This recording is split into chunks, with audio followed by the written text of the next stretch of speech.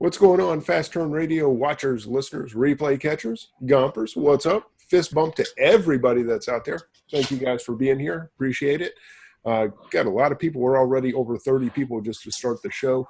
It's going to be a good topic, I think. I got a lot of stuff to cover, but the vast majority of tonight's show is going to be the whole profit first, which seems to be sweeping the Facebook, Amazon seller nation right now. So we will definitely talk about that quite a bit as soon as I remember how to mute everybody so I can get some of the background mute noise gone. There we go. All right, now we got everyone muted. Sorry about that. And anybody that wants to come on is more than welcome to. I think this is a better topic discussed, with different ideas being shared versus you guys just hearing my ideas. Now, if you don't want to come on or you don't have a microphone, camera, whatever, type in the chat room. I am going to try to make this as interactive as possible. I will definitely give you my thoughts, but I want to know your thoughts because as I've gotten into the whole profit first system, and I'm just dabbling in it, just maybe I'm listening to the audiobook, so it's kind of hard to tell how far into the book I am, but I've gotten to the part where they're talking about accounts and the percentages and all that kind of stuff. So I'm still new, but I'm seeing some things that kind of apply, but not exactly in our world. So also going to cover, I don't know, threads and treads because we've got the first of the month coming up. So first of the month's coming up. So I will talk about that, give you guys some insights on numbers, and cover a few other things that I got written down on the little sticky tab. Or sticky notes, whatever you call these things. What are they? Post-it notes. All right. So with that being said, let's get right into it. Profit First. In case you have not heard about it, it's from the author's name is Michael Malkowitz, I think. I'm going to probably mispronounce that because I screw up everybody's last name. But essentially, he has written a book that has gotten the attention, like I said, in our Facebook community. And it came up when I started talking about, would you buy a product for $25 and sell it for $5 profit? And somebody linked to this book and said, you really ought to read this. And it was Karen Holmes, who's in there. Yeah, she just said, I remember telling you about the book. Yeah, she was the first one that brought it to my attention. And I said, hey, it sounds interesting. I like systems. The whole Dave Ramsey thing is a system. I love systems. So I thought I'll give it a try. So I've been listening to it. It's a little hard. It's a good audiobook, but there's some things that you need the physical pages to look over. So I actually got the Kindle version for $2.99 Matchbook after I sent a copy of the hardcover to Harvey Specter. They gave me the option to buy the Matchbook for $2.99, so I now have the audio and the Kindle version, and that's kind of nice. Leron said that he blew off Dave Ramsey. No, I did not blow off Dave Ramsey. I just simply started using credit cards, but I still wholeheartedly believe in his system. But yeah, so anyway, back to Profit First. So, it was a system, and I thought I'll give it a try. So I got the audio book. I have the Kindle Matchbook. I can look at the figures and illustrations. You can also download it from the website if you need to. But the basic premise is you have money coming in, right? We have revenue coming in. And rather than what most people do, which is pay your bills, pay your expenses, pay your employees, taxes, whatever. And then when there's money left over, you pay yourself. And when there's money left over from that, the business profits, right? And let me address that real quick, because that was David Penley created a Facebook group, and it's called Profit First for Amazon sellers. He was gracious and just threw the group together. It's not a paid group. He's not running it any particular way. It's a place for us to share our ideas and kind of the stumbling blocks or the successes that we're having with the system. So there is a Facebook group, and it's very interesting. Now I forget where I was going with that. Now I just totally lost my train of thought. Wow. What was I saying? Somebody help me. Somebody type in the chat room. I was going somewhere with this.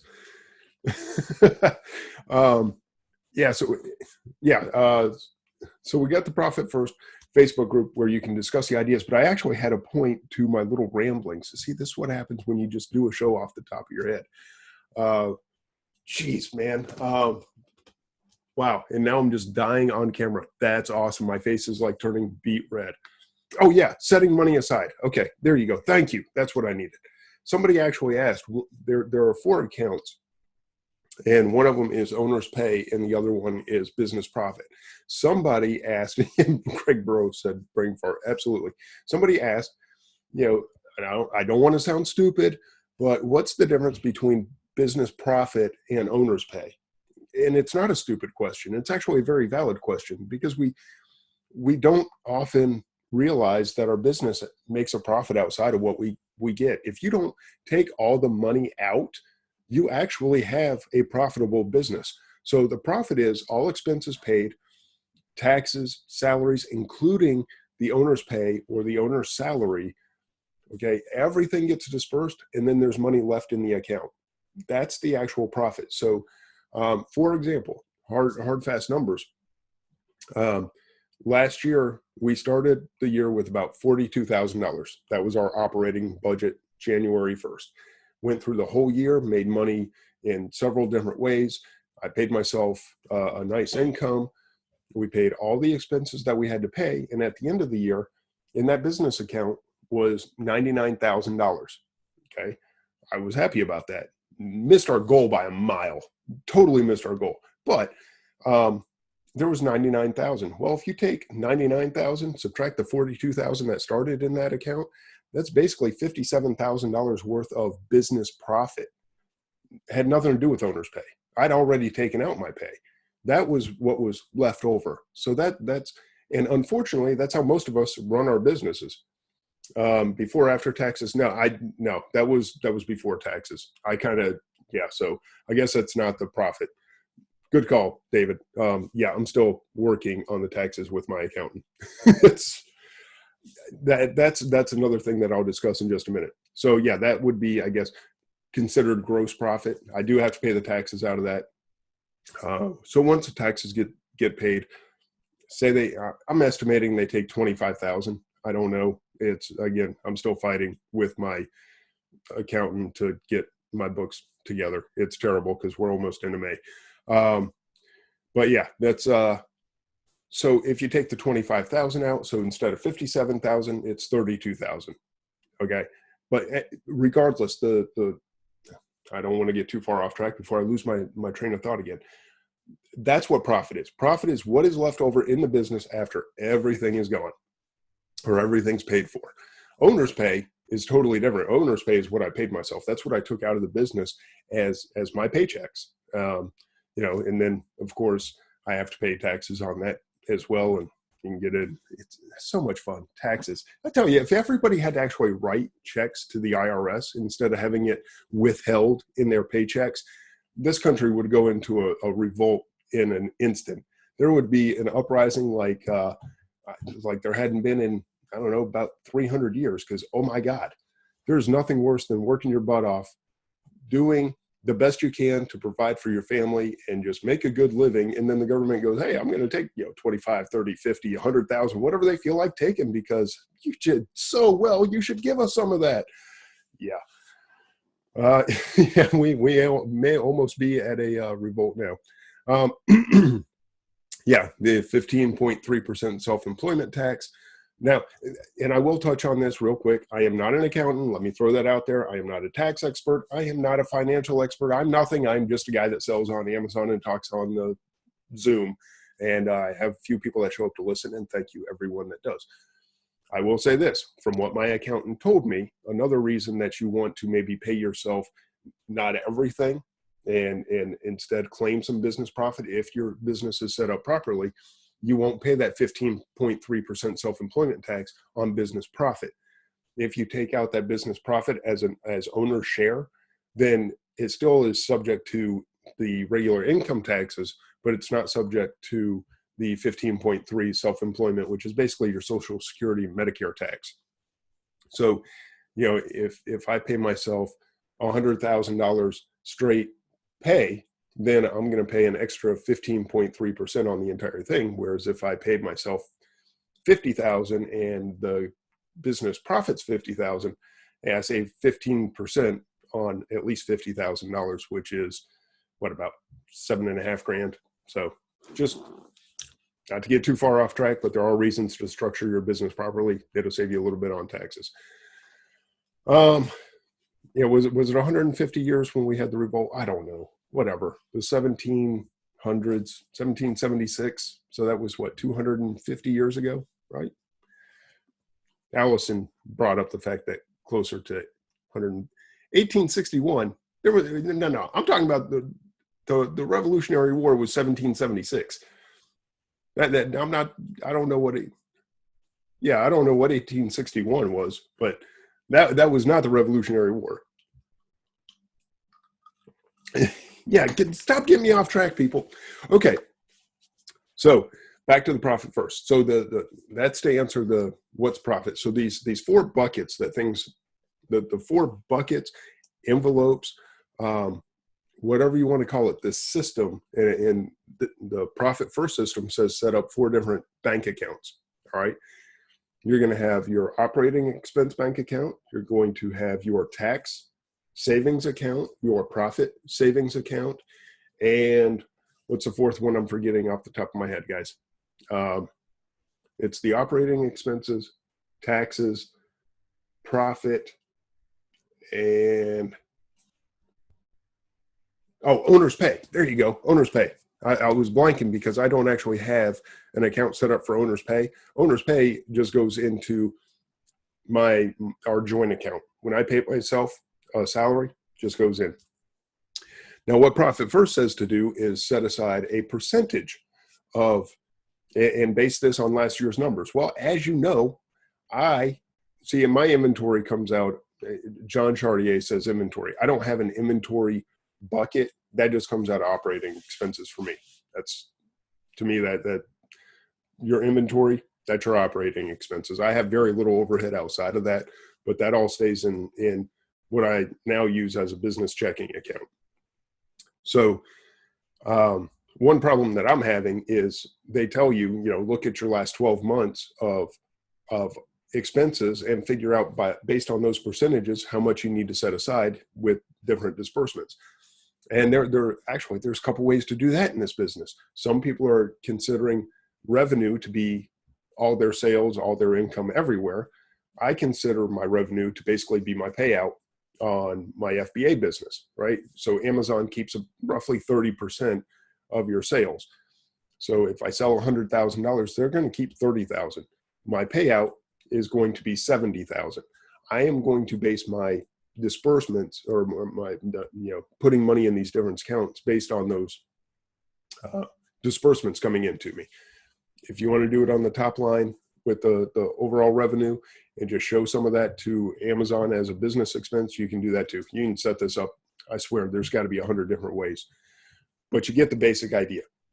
The one big thing that this book has done for me, and I'll get into some of the specifics in just a second, but one big thing that it has done is kicked my butt into riding my CPA's butt about, hey, we're already into April and you haven't even closed out 2015. We're almost into May.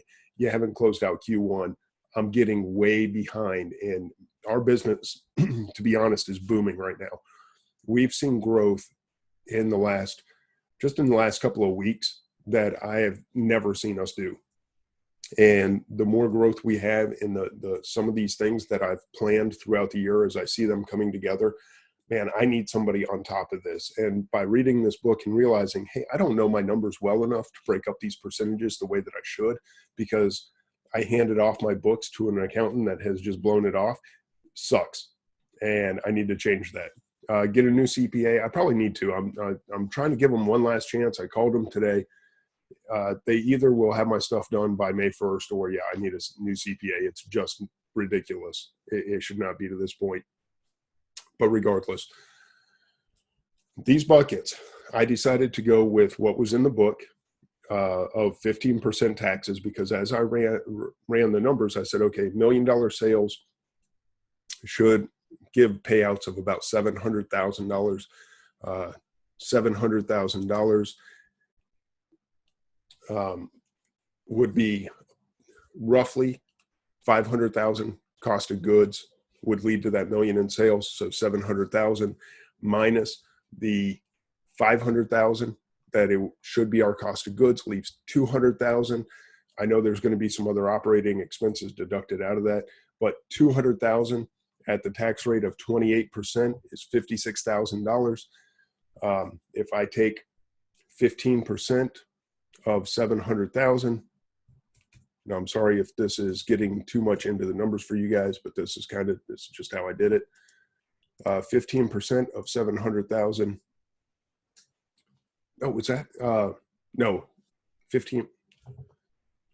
See, now I'm doing it out. No, that's 105,000. Crap.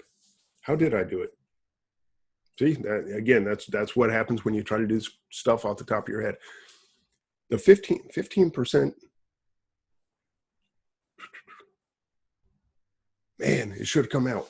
No, I figured out that it was, yeah, it is 150,000. No, I came out right at the, yeah, Bob Willie saying 2 plus 2.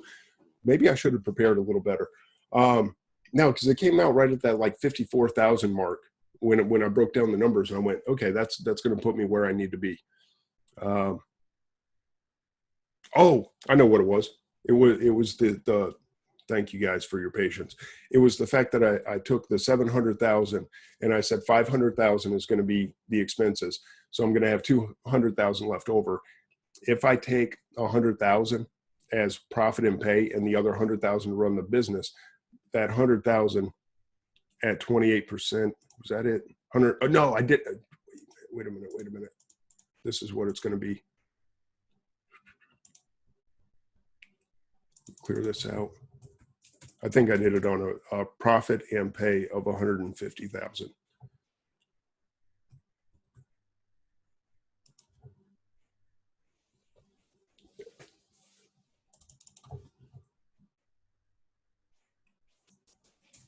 All right. I'm sorry. Yeah, I know. 15. I know 15% of 700,000 is 105,000, and that is not where I needed to be. God. Anyway, I am totally sorry that I blew this so badly. I figured out that I needed to be right about $55,000 in that tax category. And the 15%, somehow or another, when I ran the numbers, that's how it came out. Use whatever percentages work for you. But my payouts, 15% goes to taxes. I think I'm going to do about 5. I'm going to do 65% to operating expenses, and then a variable 20% between owner's pay and profit. The reason being, and that gives you your 100% of the payout, right? The reason being, the variable 20% is I like to pay myself a set salary. So my set salary comes out regardless of what my payout is. There are times where my payout is $12,000. Well, if I take $2,000 out of that,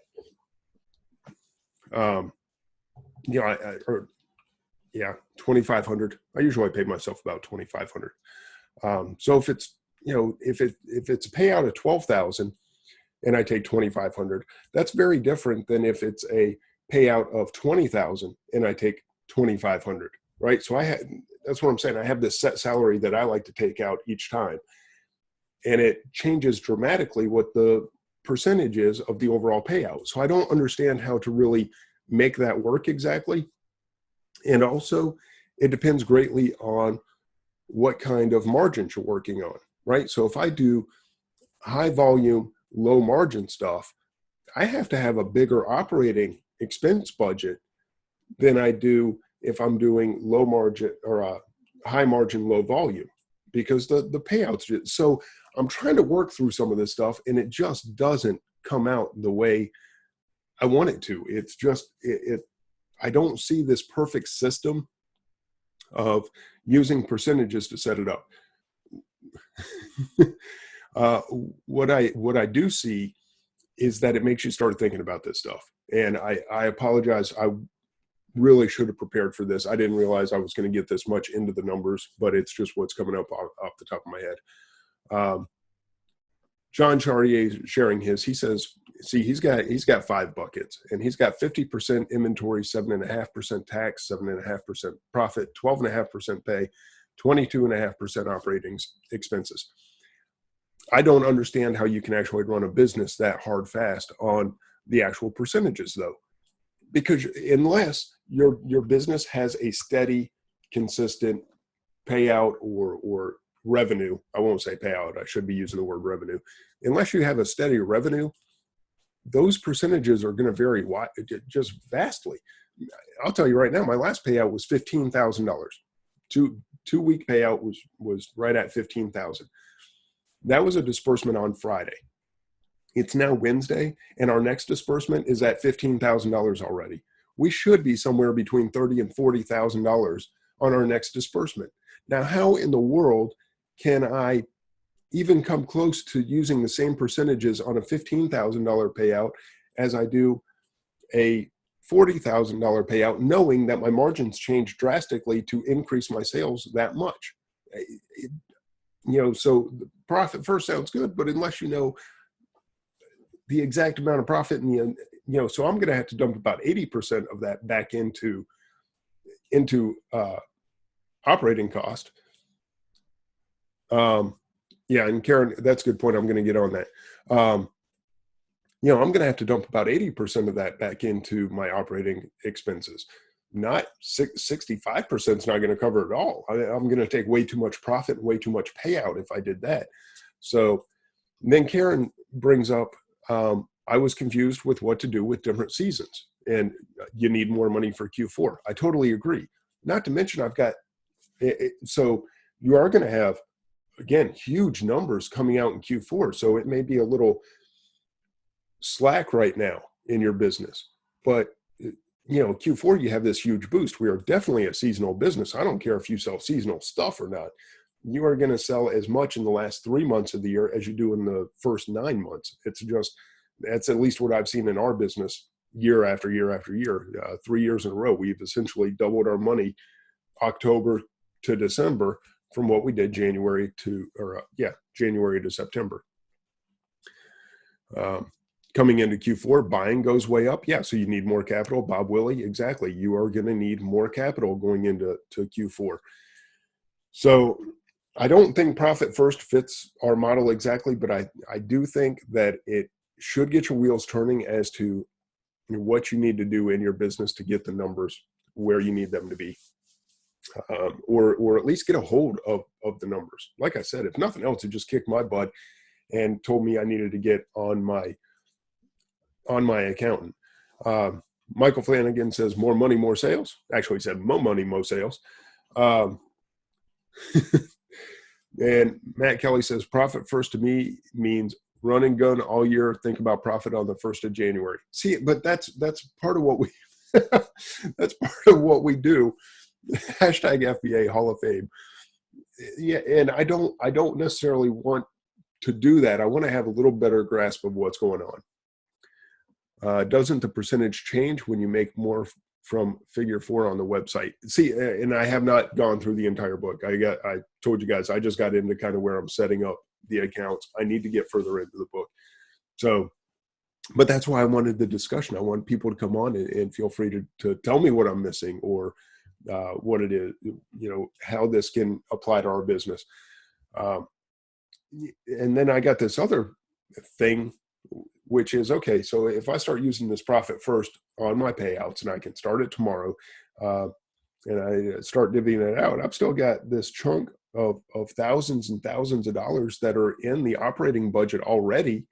And where does that come in? That's part of what I used to jump our sales from the $10,000 a week that we were doing to the almost $30,000 we did last week. I think we did 27,000. Yeah, that was all money that is just totally not accounted for. So I don't know. I see some quirks with it. I see some good things. It's not a perfect system by any means, but I think it's worth reading. I think it's worth understanding. And yes, it's not a totally brand new concept. It is envelope system, bucket system, whatever you want to call it. But it's going to make you take action and at least get your mind going. Now, somebody just commented, let me scroll back up. Yeah, Karen Holmes said, Anna Hill is going to address it next Thursday at 2 Eastern for free. Yes, and Anna is brilliant, and she is an actual CPA, so she knows this stuff. I look forward to her thoughts on it. I guess I want to kind of get your mind. If you've seen the posts about Profit First, if you've wondered what this whole thing is about, I wanted to give you some idea of what to expect if you decide to read the book. But yeah, listen, I can't wait to hear Anna's thoughts on it. I thought about having her on the show. The problem is I didn't know my stuff well enough to even bother I didn't want to waste her time by having her on so I could stammer the way that I have in front of you guys. Not that I wanted to waste your time. I just didn't expect to be this caught off guard. I thought I had my numbers in my head. That's why you should write this stuff down. Michael Flanagan says, I wish Amazon made every new seller take a basic business finance test before they can begin selling. There are too many new sellers that don't understand how to figure out if they are making money or not. Yeah, I honestly don't want to see Amazon start doing that. I think they have enough control already, but I do understand the sentiment. Diana says, Robin Johnson has a workshop on this with Amazon sales. They have it all figured out. Still confusing. Yeah, I will give a word of warning. I like Robin. She is trying to become a Profit First approved business seller. So I honestly don't think you need a workshop. I think you need to sit down and understand your business and write some crap out on a piece of paper. That's about how far I think you need to go with a workshop. If you feel like you need to pay somebody to do this, that's cool. That's one thing about the book. It does push their Profit First professionals. That's what they call them. I don't like that. I don't like pitching their stuff. Anna Hill did say that she talked to them, and the Profit First people are bringing in from their business professionals about $2 million a year, and they have no certification whatsoever. They just, if you go pay your money, they give you a check. Or they give you a shout or put you on the list, not a shout out. They put you on the list as a professional because you paid your money to be on there. They didn't make them take a test. They didn't make them qualify for a certificate. So signing up for workshops and that kind of thing, I'm not really suggesting that. What I'm suggesting is read the book, understand it, start thinking about the stuff, and start writing it down. Now, if Robin has figured out how to make it work exactly with our Amazon business, that's cool. I would have to see what she's charging to decide for myself whether it was worth it or not. But guys, don't depend on somebody else. And that you see where I'm at, because I depended on my CPA and I got tired of doing entries in QuickBooks and all that. That's all it really needs to know these numbers that I'm sitting here telling you I don't know the way that I should. It would take QuickBook entries, and I didn't feel like doing it. So I tried to get somebody else to do it. Now they're not doing it. So I'm the schlup sitting here almost into May, not with my stuff not together. Don't pay people and blindly do what they say. If you are going to pay them, at least understand. That is what I'm learning the hard way. So if Robin has a great workshop, that is awesome. Do not totally offload what you need to know to Robin or anyone else. Know your business. You guys get to know your business. Tear it apart. Understand it. That's where I think this book has been very helpful. Hey, Dwayne. Yeah, what's going on? I saw you up there, John. I was trying to just finish my thoughts before I brought you on. Well, I kept clicking off. I didn't want to step on you. No, it's okay. Go ahead. One of the things one of the big differences is I'm headed into retirement.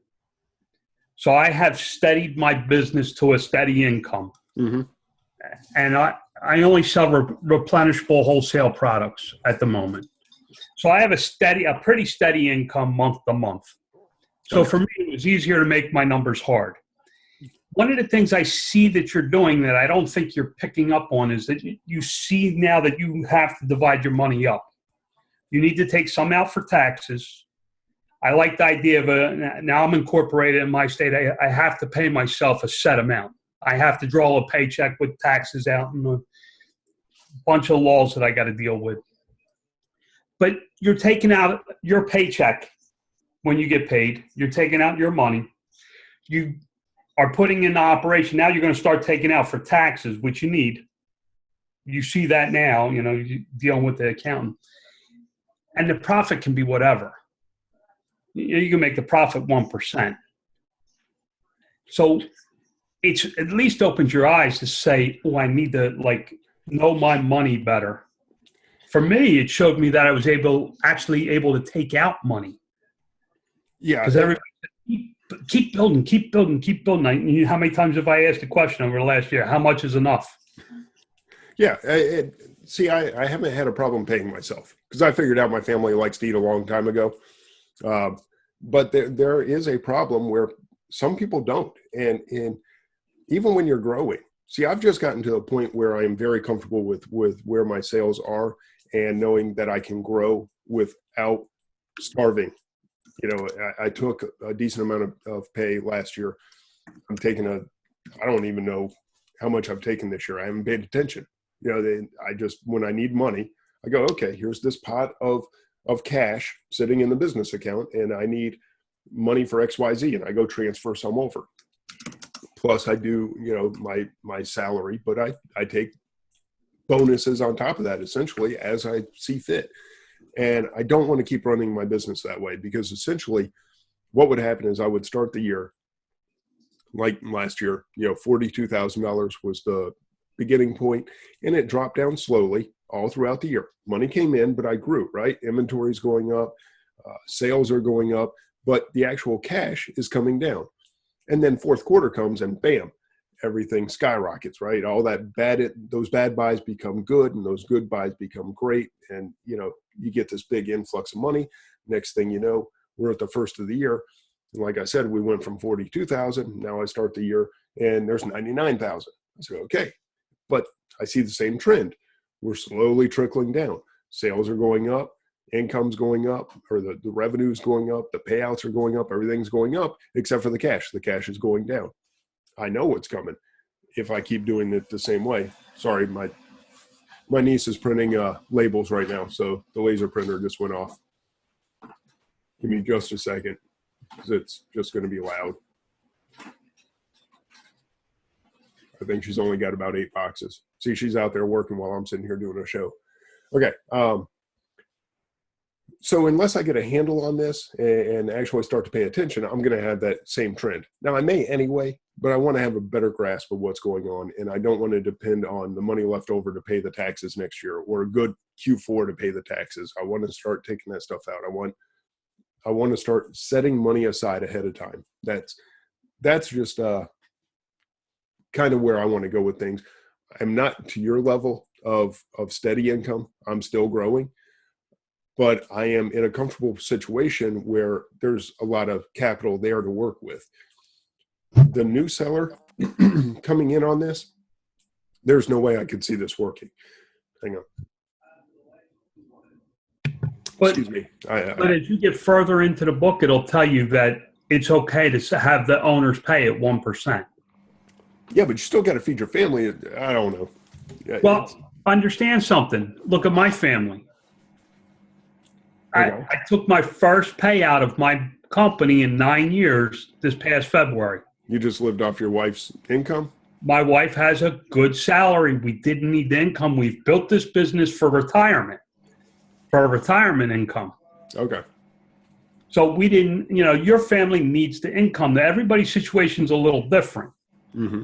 That's why I kept saying, what is enough? When can I start taking a little out of this? I've been plowing all this back in, and I keep, my field has gone from, I started with $400. Yeah. Helene, hang on. I will address that in just a second. She said, at your level, I would think you already have to pay quarterly taxes. I'm small potatoes next to you, Dwayne, and we have to pay quarterlies. Yes, I'm supposed to pay quarterlies. Yes, I'm in a whole lot of trouble with the IRS as soon as I file my taxes. I will be paying penalties and interest and all kinds of crap. And yeah, it's going to cost me not to be doing that. Yes, I should be paying quarterlies. part of what I want to do is have this money come in, set it into my tax account, and then when the quarterlies come, withdraw from the tax account and pay my quarterlies. That's exactly what I need to get set up with. You guys have no idea how disorganized I am, and here I am telling you, yeah, I'm disorganized as hell. It's awful. So yes, I should be. Makes me feel better. Yeah. So John, yeah, I think a lot of people you started with $400. I started with $1,500. We did have a plan in place, so I was able not to take money until we had at least some coming in, and slowly over 3 years, we've grown to where we are. Yeah, new sellers. I mean, you're not going to be able to pay yourself a whole lot. You're not going to be able to do a whole lot of profit, setting aside profits. And one person told me in a private chat just that he said, "Well, I paid myself." He has been doing a great job of splitting this stuff up all along. He has a little different system. But he said, I would pay myself. I said, you didn't pay yourself for months. He said, well, I'd pay myself and then I'd go buy inventory with it. He essentially like moved it out of the account and then back in. But at least he had the idea right, of he knew he had to pay himself. It's just he was in the growth. We all starve for a while. If you're going to be successful in this business, I think you're going to be hungry for a while. It's just kind of the nature of the beast. But then you finally get to that tipping point where it starts throwing off money and you can make a nice living. And I'm just trying to, Tom Ogden says, I have not taken anything for 4 years, still not paying myself. Tom, pay yourself, man. It's okay to actually enjoy some of what we do. Helene loves my honesty. Yeah, I'm a train wreck. There's the honesty. Certainly not have, I'm not sure what Karen's saying exactly.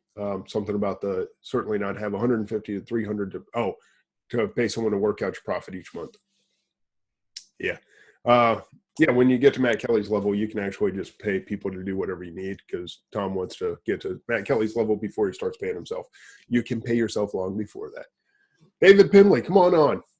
Come on. Hey, can you hear me, Dwayne? Yeah, man. I'm trying. I got my cheap little headphones and my cheap camera, so I'm gonna try to. I don't do this much, so I'm gonna try to get on here. It's working. It's nice to actually see you.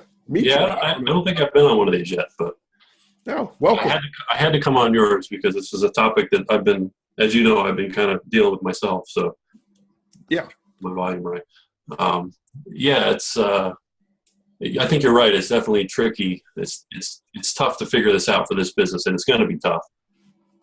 It's not your typical business. And when you read the book, he talks about different types of businesses that have peaks and then they have slow points. You have to be prepared for the 3 months or whatever that you don't make any sales or you don't have the. And although we can have that, generally our goal is to just keep growing and growing and growing. So it's it is tricky to figure out the percentages.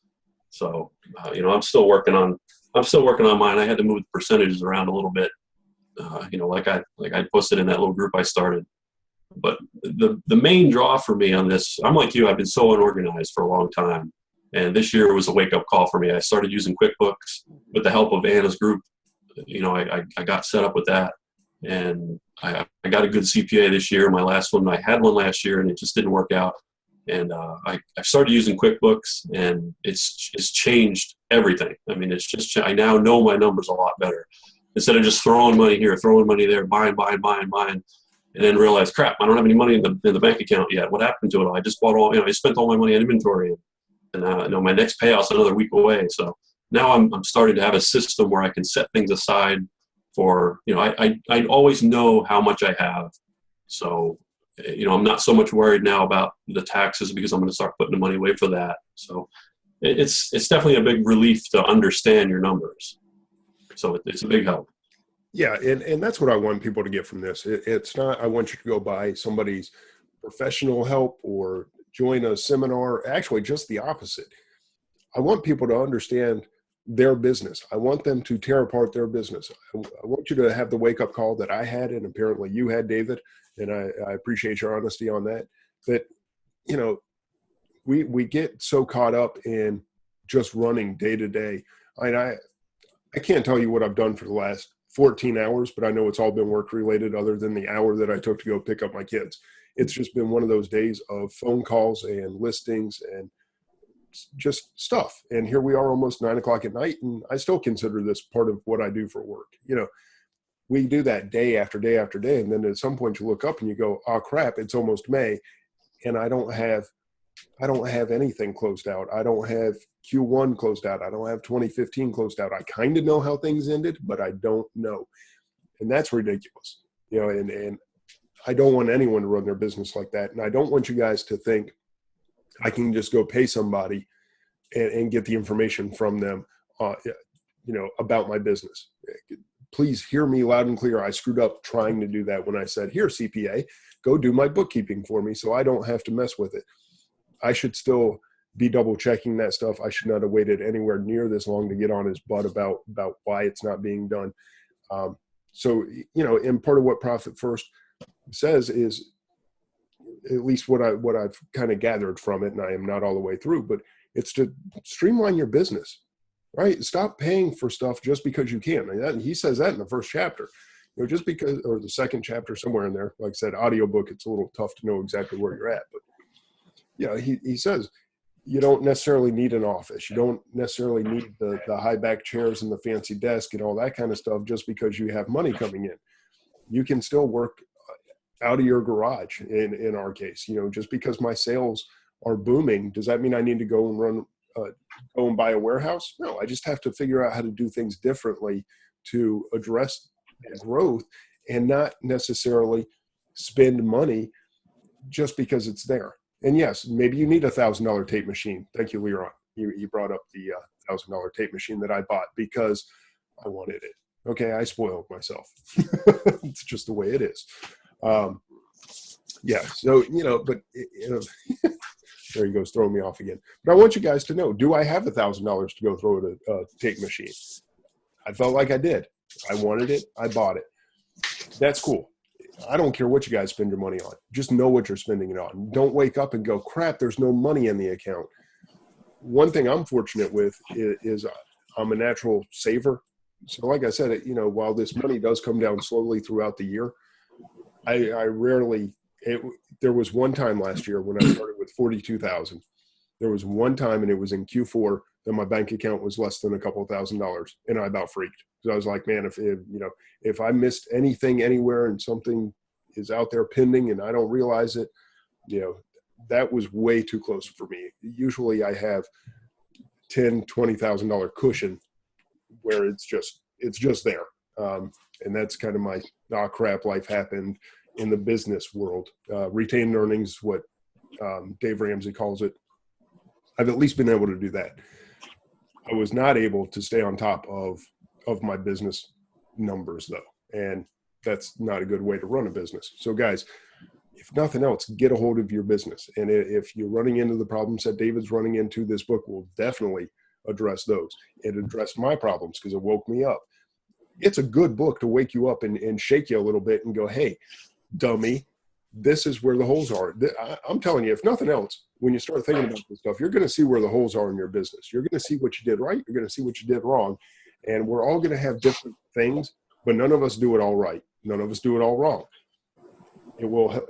I truly do believe that the system works because it lays it out there and it goes through the percentages and it makes you sit down with a pen and paper and think through this stuff. And if you start to use the system, then now you do have money. When tax time comes, the money's there. When it comes time to pay yourself, the money's there. That's good.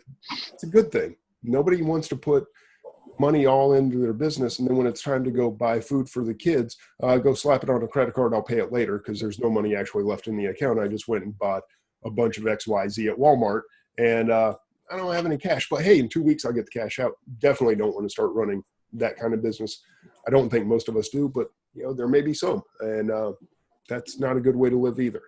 The guy talks about paying employees $60,000 a year while he's paying himself basically minimum wage. Don't do that. That's horrible. So read the book, get some of the feedback, and understand where the holes are and what you need to fix. Yeah, I'd have to agree that my biggest problem, I think And it's funny, you'd mentioned, you commented in one of the posts in that little group I had there about how you thought the setting up those what are they called?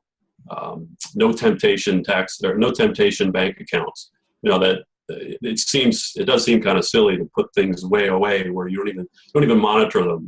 But that's one of my biggest weaknesses. It's always been, if it's dangling somewhere where I can easily grab it, no matter what bucket it's in, if it's in reach, I'm going to grab it when I think I need it. You know what I mean? I can't put it aside now and say, all right, great. I have a goal to set, so much aside per month for my own personal savings or whatever. And I've done this, last year I realized that, I'm churning and burning so much money. You're churning it. It's coming in, going out, coming in, going out. And it's like, man, my savings account should be slowly, if nothing else, it should be slowly increasing. And it's not, because I find this opportunity and it's like, oh man, wait a minute. I just need another couple thousand. I could snag this up. Okay, yeah, I can take it from my savings. It's all right, I'll put it back next month. I never do. I just keep churning and burning, just pumping it back in, plowing it back in, as they say.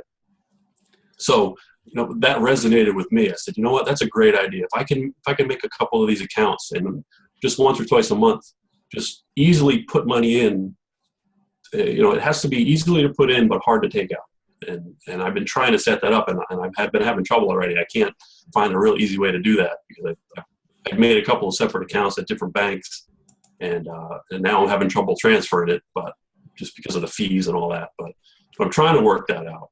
My only issue with that, not to get too into specifics, but this is probably something for Anna. Maybe I'd ask her. But if I do set up those two accounts, is that considered money paid to me, or do I have to consider that? In other words, if at the end of the year, if there's $20,000 in those accounts, does that have to reflect on my balance sheet for my business?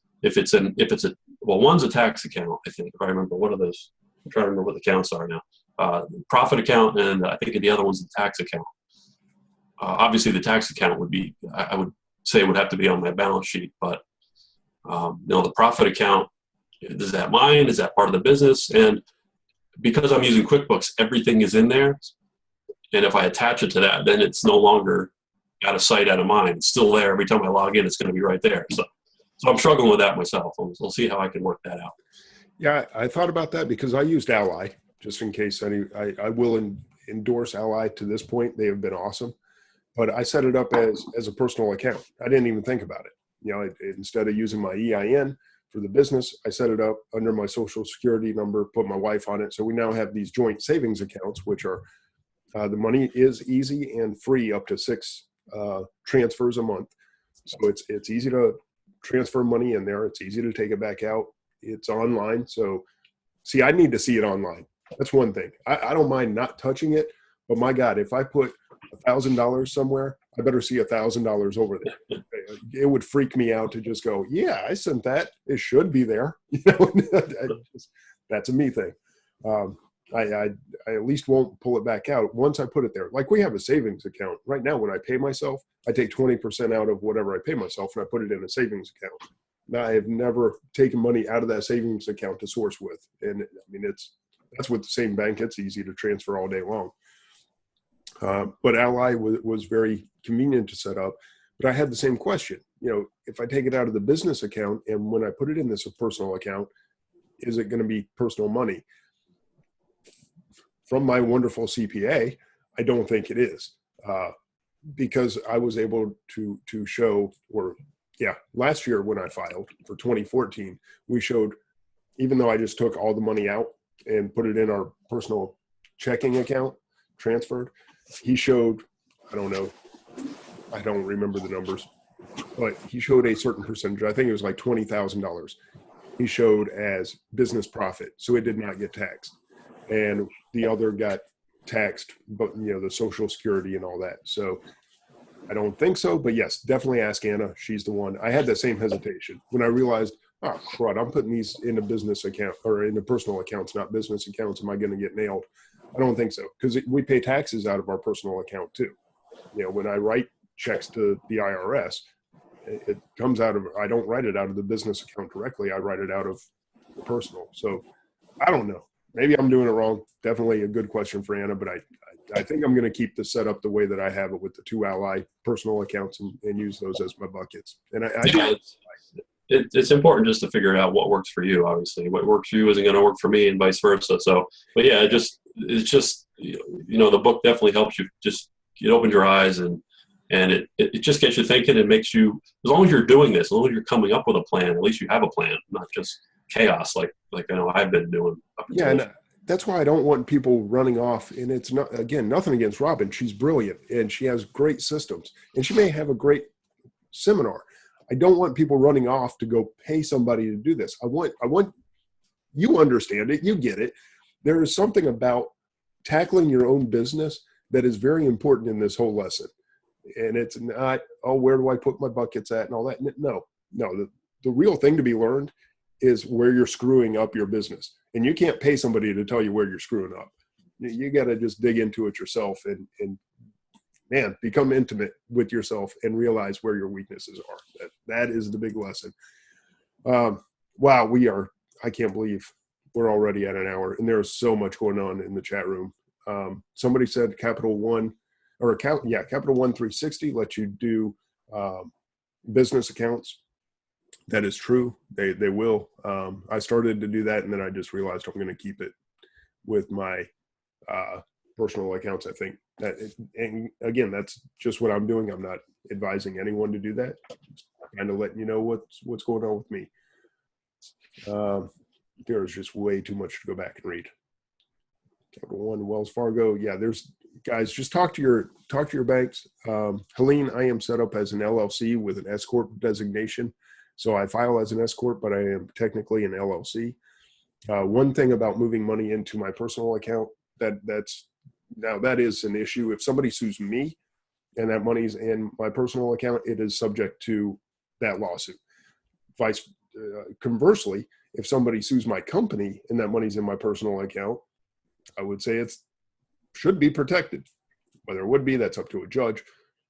But there is some liability issues as to who owns that money once it's moved. And I think the other thing I've heard, I'm not an expert at all on this, but just from what I've heard is just commingling of funds at all just basically breaks down your protection no matter what. So even that one little thing there might keep you from being protected at all in any situation. I don't know if that's true or not, but I've definitely this year with my setting up my account and my QuickBooks, that's one thing I've really tried hard to do is completely separate and only transfer money the proper way. Just so in case anything ever happened, I can show that I have a process and I have a system and everything is perfectly, there's a line drawn. So I've also heard LLCs are worthless when it comes down to it, no matter what you do. So for protection, so that may be true too. I have no idea. I believe that too. But see, like Michael's saying, keep business and personal totally separated. I agree with that. What I'm not sure about is, okay, I go set this in the personal account. The profit goes into a personal account. Who cares? The money's over there. As long as I'm not sourcing from my profit money, as long as it goes and stays gone, I don't think it's a problem. But I'm with you, dude. I don't know. This stuff gets too complicated. And at the end of the day, I think you're just screwed if somebody sues you. So. Yeah, I think so. I think you're right. I do draw a salary. I should be doing it through payroll. Yes, John, totally agree. Again, my CPA, I talked to him back in October. That was all supposed to be in place by now, long ago, actually. My CPA is letting me down, and I let him let me down. It's my fault. It's my fault that I have excuse me if any kids were listening. It's my fault I have a bad CPA. That should not be the case. But anyhow. All right, David, I am, as much as I would love to just sit here and continue talking, I'm going to try to wrap this thing up in an hour, which means I got about 5 minutes to run through a whole list of stuff. So thank you, sir, for coming on. Maybe we'll continue the conversation next week. I'll read a little more about the book. I'll actually have some hard numbers for you guys. I realize, again, when you start analyzing, and I'm trying to do this off the top of my head, now I'm going to go back and I'm going to break down these numbers, and I'm going to come back to you next week and tell you exactly where I got those numbers from, and I'll have them ready, so I'm not trying to do it off the top of my head. I'm going to. You'll be our expert next week, so yeah. We'll look forward to that. Man, and thank you for setting up the group. The group is awesome. I started to make this like mile-long post about how I was doing my percentages, and then I was like, forget it. Oh my God, nobody's going to read this, dissertation about the 20% variable thing. I'll just talk about it on the show. But, yeah, I just thought it'd be a nice place for people to talk without any separate from any any pressures from this group or that group. Just throw it out there, and maybe we can figure something out. Maybe somebody will have some good ideas, and we'll just stumble through it. And if it works, it works. If not, then so be it. yeah, definitely. Well, thank you, sir, for taking the initiative to do it. Thank you for being on tonight, and welcome back anytime. So, All right, Dwayne, take it easy, man. All right, take it easy. All right, and that was David Pinley, who's awesome, guys. I thought he was before. Now that I've talked to him, I know he is. All right, real quick, Threads and Treads coming up on the 1st. We have the new liquidation lots that Becky Cornwell has started adding as one of our perks. To let you guys know, we have lost Lebron. I am very sad about that, very upset about it. Just not what I wanted to happen, but it did happen. So the flips, we are trying to bring somebody else in to do the flips. For right now, we had some questions about whether or not they would slow down. We probably will see a lull in the actual Amazon flips just for a short time until hopefully we can get somebody in place. But we do have the liquidation lots going. We do have the RA reports from Trisha. I forget her last name. I am so sorry. I'm terrible with last names. We got Lisa and Becky that are posting multiple flips daily. So if you want to get on the waiting list, it is coming up on the 1st. So definitely get your name on the join list. We will shoot out the payment link so anybody that wants to join can on the 1st of the month, and then we'll close it down until next month. Becky, shoot some stuff in the chat room because I know you wanted me, there was something else you wanted me to hit on, and I cannot think of it. Anyway, we're going to be going over some of the ASIN stuff. Becky has figured out some really cool stuff through doing the liquidation lots on how to find UPCs for missing items. If you need help with that, she will help you actually get your stuff listed. She and Lisa are awesome with it, so they're available as coaches. It's not just a flip group. It is a coaching group. That was part of what I wanted when the group formed, and it's what it is. It's not just flips. It's not just RA bolos or RA field reports or any of that kind of stuff. It's actual coaching. If you guys need help with how to sell shoes, with how to list clothing, let us know. Those two are awesome. They will help you. I won't. I am terrible at it. But oh yeah, the new liquidation lot next week is going to be high-end shoes. There you go. So David, thank you for being here. He said he's got to run. Appreciate you being on. Numbers we're not going to get into, but I did discuss them a little bit where we have jumped from, $15,000 payout over 2 weeks to a $15,000 payout in 5 days, which is just insane. Low margin. So, it's not like we kept the same margins and just boosted the sales that much. I wish we had, but decided to take a little bit lower margins, and bam, all of a sudden I spent $20,000 in 2 days, all sitting on my butt. It can be done, and stuff gets delivered. I talked to one of my wholesale accounts today. They are now prepping for me on some of my bundles. So instead of sending the stuff to me from California, it is being prepped by them in California at 20 cents per bundle. Now I send them the supplies, so all I'm paying for is their time, but they quoted me 20 cents a bundle. I went, oh my God, you're wonderful. It cost me 50 cents a unit just to have it shipped to me. So I'm already saving money, and it gets done a whole lot faster. They're in California. They ship to California. 2 days from now, that stuff's going to be at the warehouse. So, that's a powerful thing. That's part of what I touched on with David, as far as just because you're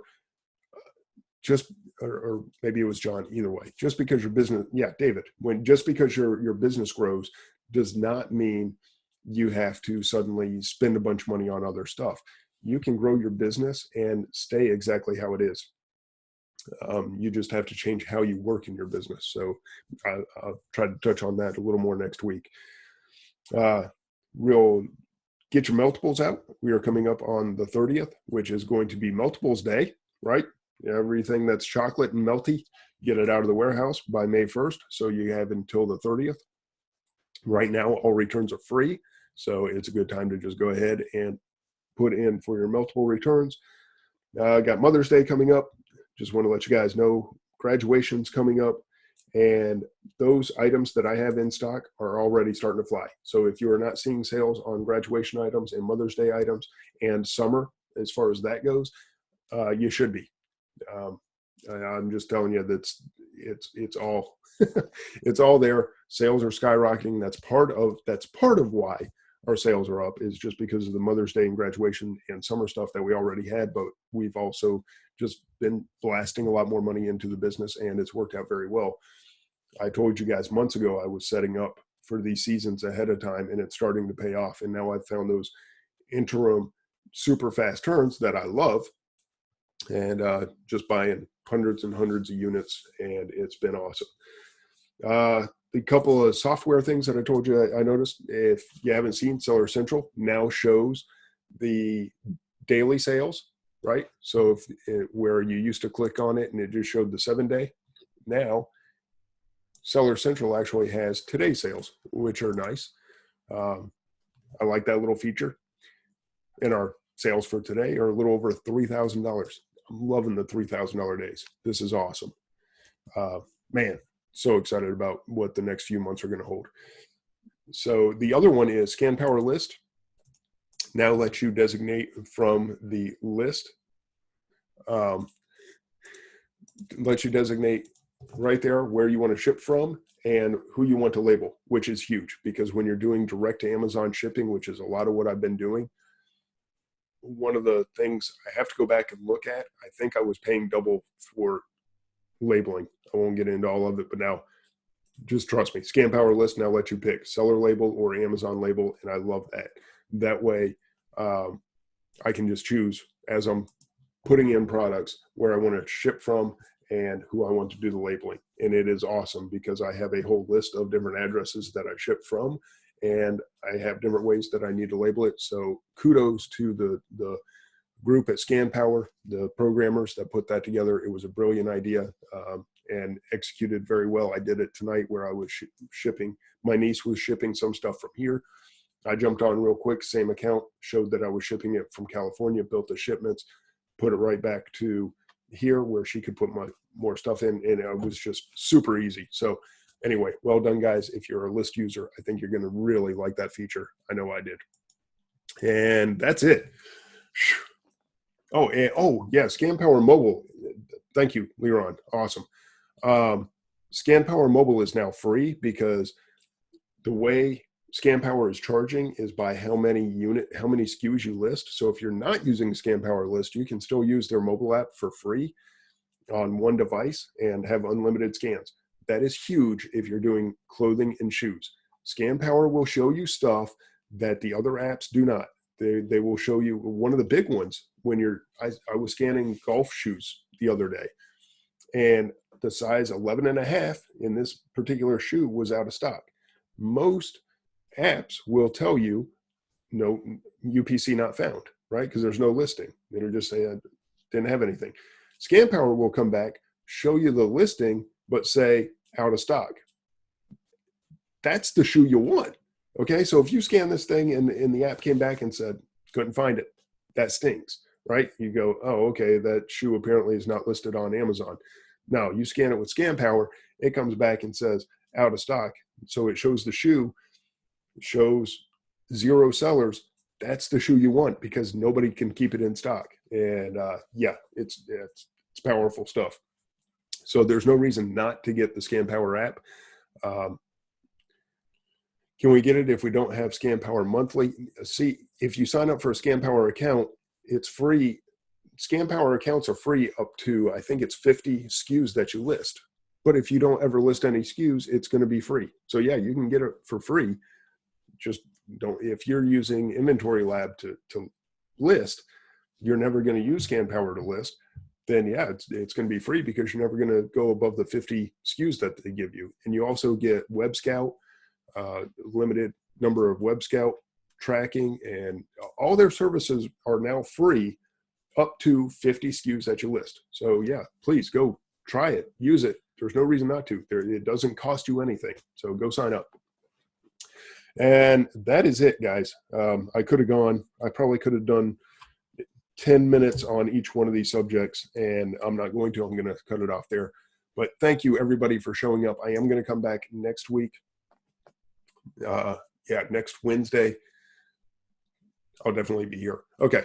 So I'll be here. I will have more of those percentages written down. I will give you a more precise detail on how I came up with the numbers I came up with. I will finish the book and let you know what else I learned along the way. So, guys, thank you for sticking with me. But this stumbling and bumbling is kind of how things go, and it's how we learn, and it's how we grow, and how we fix what's wrong. And that's what I want you to learn from this whole profit first thing. Not spending money on services. I want you to learn your business and know your business and understand yourself. Michael Flanagan says, very impressed. This guy knows his stuff. Yeah, right. This guy just stumbled all over everything and told you exactly how much he doesn't know. But thank you, Michael. Smart guy. Appreciate it. Just your friendship and your kind words. So Hilda, Celeste, Karen, everybody else, John, Bob, Willie, David, everybody. Oh, Gompers was here. What's up, man? Oh, Stephen Haas was here. Everybody that showed up, I appreciate it so very much. We got it. 40 people. We were up to almost 50. That's awesome. Great turnout. Going to be back again next week. I will have better, harder numbers for you. Until then, go make some money, understand where your money is going, and grow your businesses. Start living and enjoying this business. I mean, there's a reason we do it, and it's so that we can enjoy our lives while we work in something that we love to do. There's just nothing better than being successful and doing it your way. And that's what the opportunity, I think, FBA presents. So, all right, guys, again, thank you. Have a great night. See you next week.